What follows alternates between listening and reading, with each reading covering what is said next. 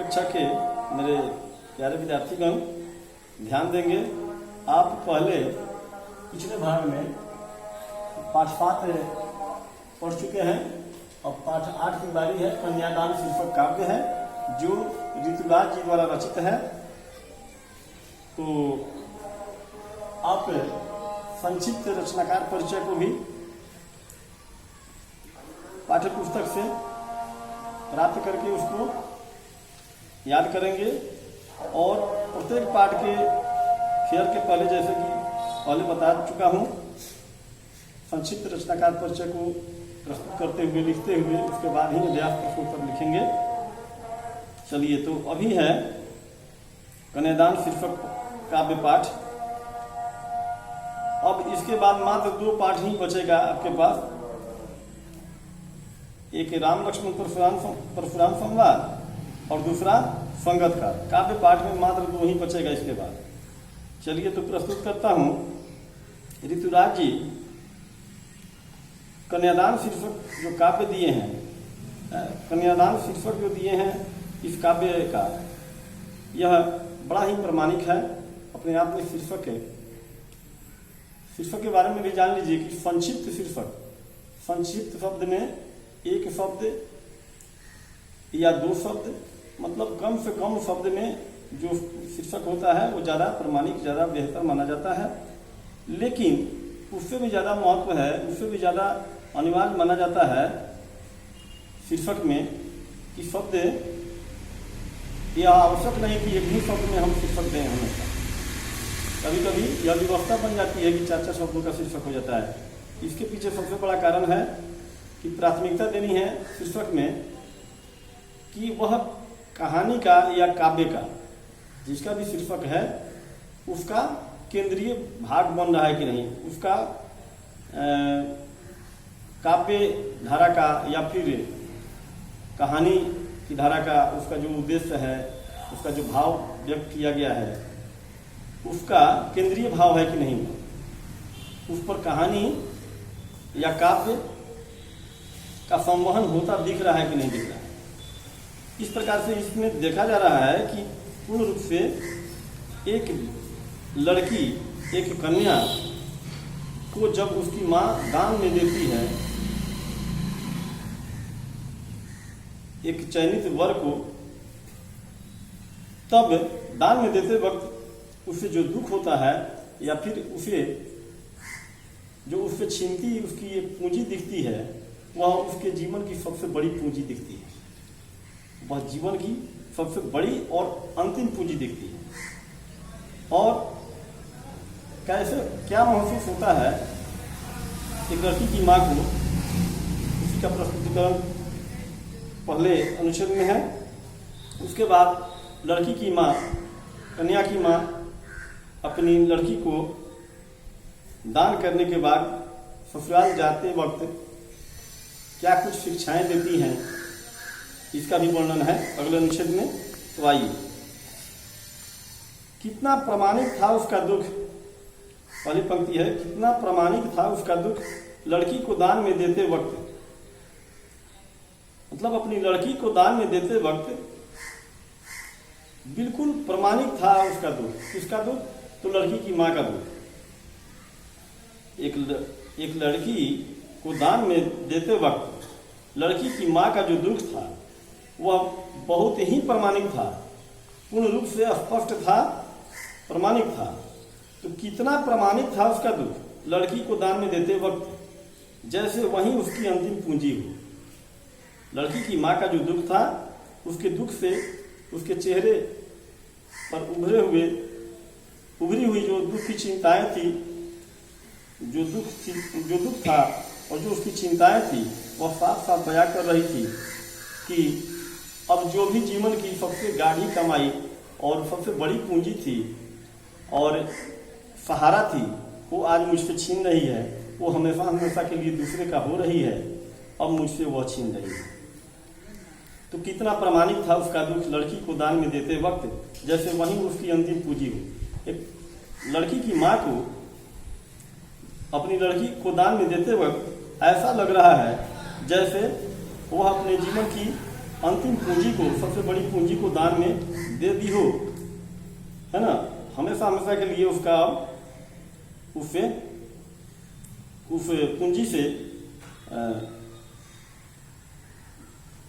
अलगाव हो रहा है ना, तो उस पर अधिकार नहीं रहा, मतलब वह अधिकार उसके अधिकार क्षेत्र से निकलकर दूसरे के अधिकार क्षेत्र में जा रही है हमेशा के लिए।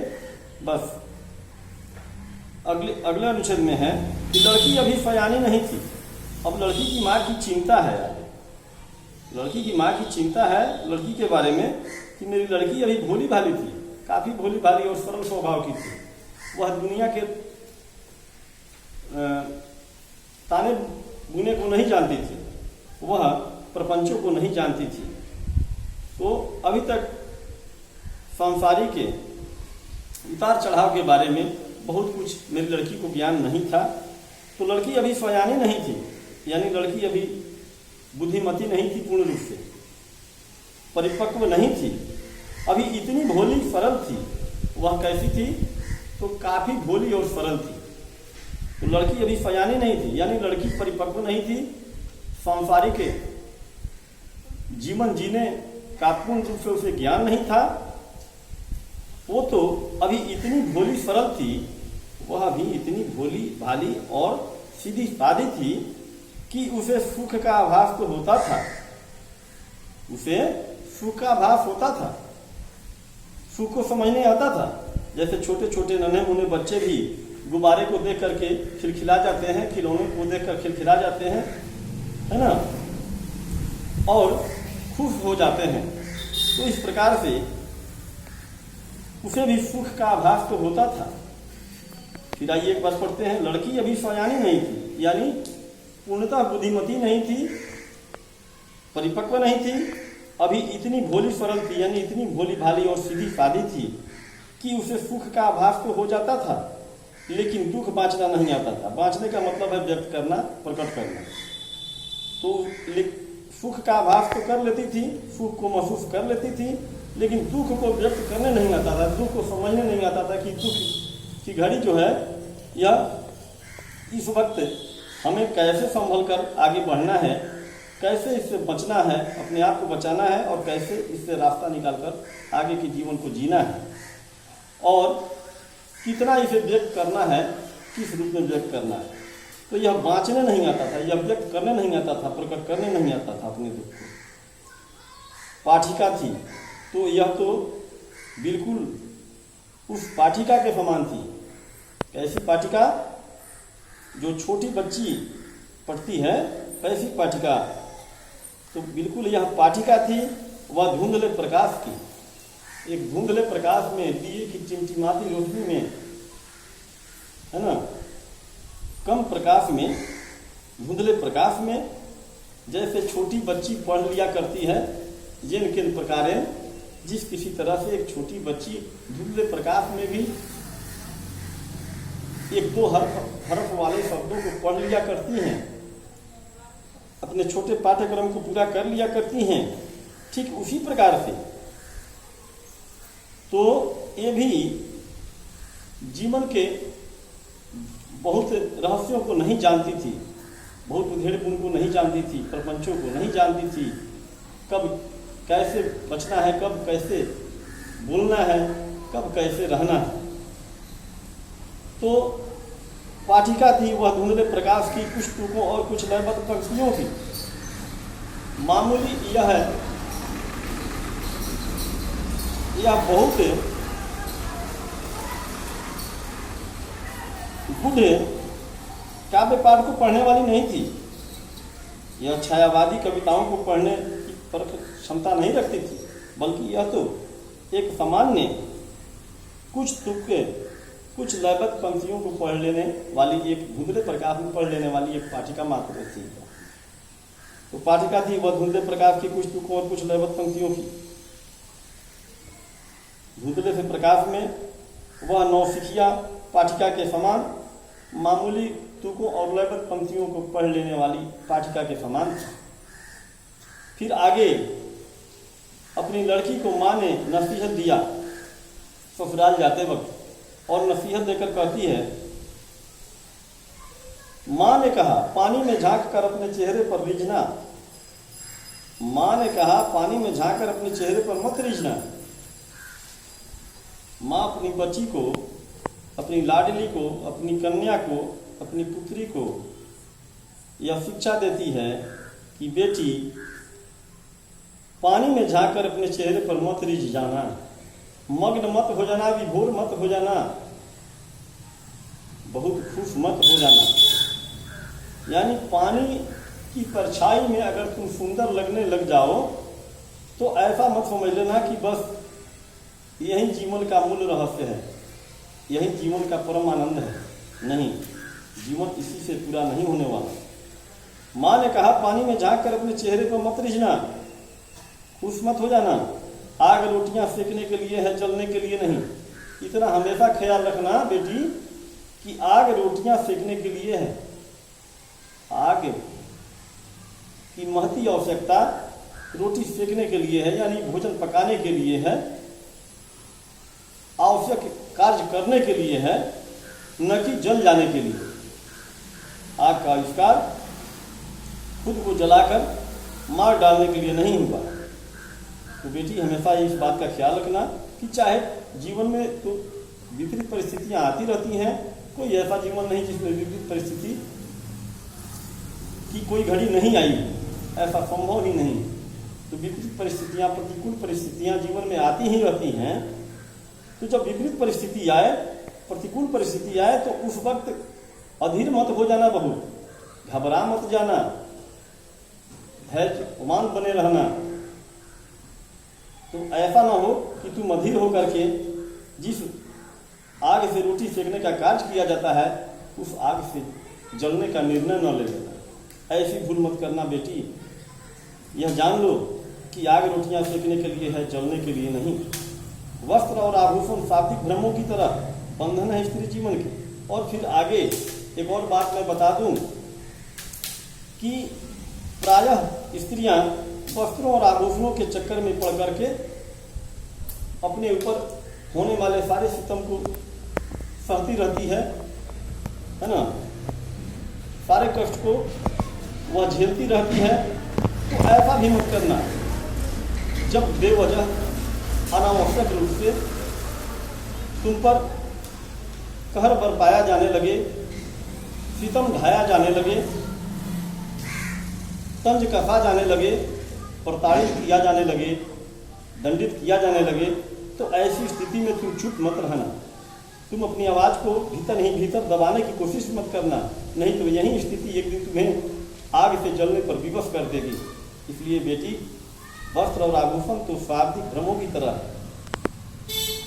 वस्त्र और आभूषण शाब्दिक भ्रमों की तरह बंधन है। ये वस्त्र और आभूषण शाब्दिक भ्रमों की तरह बंधन है। किसके? तो स्त्री जीवन के। जैसे शाब्दिक भ्रम हो जाता है, अर्थांतर हो जाता है शब्दों में, समानार्थक अनेकार्थक शब्दों में जो भ्रम पैदा होता है, श्रुति सम भिन्नार्थक शब्दों में जो भ्रम होता है, ऐसी स्थिति में उसी तरह से ये भ्रम हो जाता है स्त्री के जीवन में कि मुझे तो मुँहमंगा वस्त्र मिलता है, मुझे तो मुँहमंगा आभूषण प्राप्त हुआ है ना, मेरे पास सारे आभूषण हैं, मेरे पास सारे वस्त्र हैं, तो अब क्या चाहिए, चलो ना कुछ कह ही लेते हैं। तो क्या हुआ, चुपचाप सह जाती हूँ। तो सहने की प्रक्रिया ऐसी हो जाती है कि सहते सहते सहने का आदि व्यक्ति बन जाता है, और फिर तंज कसने वाले भी तंज कसने के आदि बन जाते हैं। यह स्थिति एक दिन भयावह रूप धारण कर लेती है और तंज सहने वाला अधीर हो जाता है। इसलिए बेटी, अगर तुम तंज सहना शुरू कर देगी तो एक दिन ऐसा आएगा कि तुम्हारी सहने की सारी शक्तियाँ समाप्त हो जाएगी और तुम आत्महत्या करने पर उतारू हो जाओगी। इसलिए वस्त्र और आभूषण का जो भ्रम होता है स्त्री जीवन में, आम स्त्रियों के जीवन में, वैसा भ्रम तेरे जीवन में नहीं आना चाहिए। हमेशा सावधान रहना। माँ ने कहा लड़की होना पर लड़की जैसी दिखाई मत देना। बेटी, तुम लड़की हो तो लड़की बनी रहना, बेशक तुम लड़की बनी रहना। तुम भारतीय नारी हो, भारतीय नारी के आदर्श को हर प्रकार से रक्षा करना और मर्यादाओं का पालन करना, लेकिन इतना सीधा और शालीन नहीं हो जाना, अपने को अबला नहीं समझ लेना, ये तुम्हारी भूल होगी। अपने को अबला कभी मत समझना। माँ ने कहा लड़की होना पर लड़की जैसी दिखाई मत देना। जब तुम पर अनावश्यक प्रताड़ना होने लगे, जब तुम्हें अनावश्यक रूप से प्रताड़ित किया जाने लगे, तब तुम प्रतिकार भी करना। तब तुम सही तर्क से अपनी रक्षा का भी ख्याल रखना। यहीं पर पाठ समाप्त होता है। आप लोग इसको विस्तृत रूप से फिर पढ़ेंगे, बार बार इस वीडियो को देखेंगे, समझ में आ जाएगी प्रत्येक पंक्तियों का अर्थ। और कवि परिचय को लिखते हुए अभ्यास प्रश्न उत्तर को लिखेंगे। विद्यालय खुलने पर जांच की जाएगी। मोबाइल नंबर पर संपर्क करेंगे। विशेष परिस्थिति में व्हाट्सएप नंबर है, व्हाट्सएप या कॉल के माध्यम से आप संपर्क कर सकते हैं। निश्चित रूप से आपकी समस्या का समाधान किया जाएगा।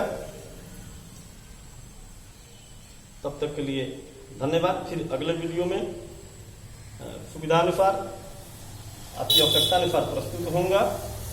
अब पाठ्यक्रम जो था क्षितिज का और व्याकरण का, यह पूर्णतः समाप्त हो गया आपका यूनिट 2 के लिए। चलिए, धन्यवाद।